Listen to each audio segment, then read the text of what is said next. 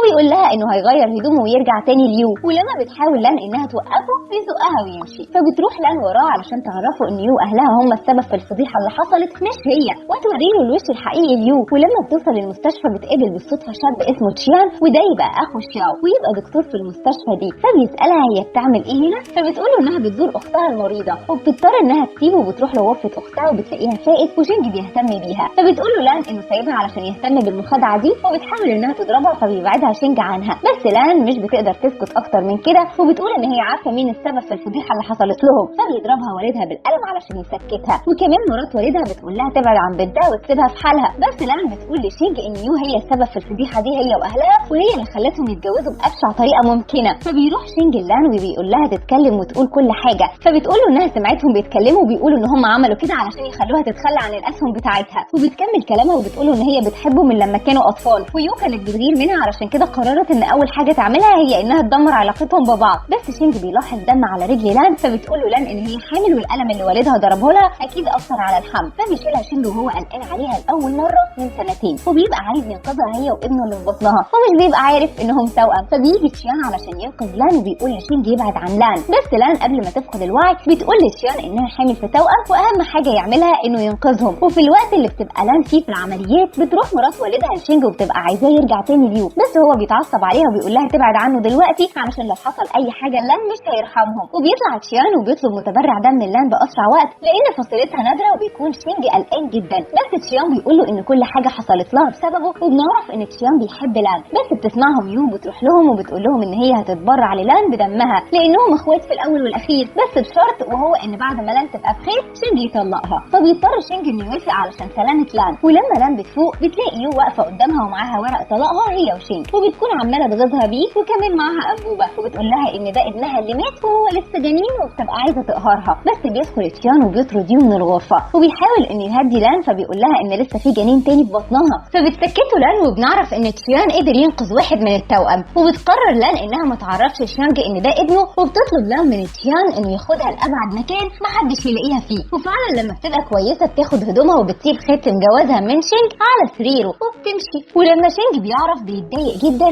وبنعرف انه كان بيحب لان من وهم اطفال، بس بسبب الفضيحه اللي حصلت هو كرهها، وبقى شايف انها بتحاول تستغله، وبقى حزين جدا لدرجه انها بتعدي سنتين وهو لسه ما نسيهاش ولسه محتفظ بالخاتم بتاعها، وبيروح شينج لقبر والده لان لانه بيبقى عارف انها بتروح كل شهر هناك، وبيبقى عنده امل انه يلاقيها في مره، وبيلاقي هناك رسائل بخط ايد لان بيقراهم، وبيعرف قد ايه لان كانت بتعشق الهواء اللي هو بيتنفسه، وقد ايه كانت بتضحي عشانه، لدرجه ان في يوم حصل زلزال وشينج كان تحت الانقاض وهيموت، واللي انقذته هي لان عن طريق انها استخدمت نفسها كدرع بشري، بس لما هي بتفوق بتعرف ان يو كدبت على شينج وقالت له ان هي اللي انقذته، ولان ما بقتش عارفه تكذب اختها، فبيحس بألم في قلبه وبيقول ان ده اكيد ألم الحب، لكن بتدخل يو عليه وهي متعصبه وبتساله هو بيعمل ايه في قبر الحقيره والده المخادعه لان، فبيقول لها شينج تحفظ لسانها وتبعد عنه، وبيسيبها وبيمشي، وبيتصل شينج بشيني وبيطلب منه مساعده في انه يلاقي لان فورا، فبيقول له شيني انه هيعمل اللي هيقدر عليه، وبيروح شينج لشياو وبيسالها عن مكان لان والا هيقفل لها الحانه بتاعتها، لكنه بيلاحظ ان اخوها تشيان مختفي،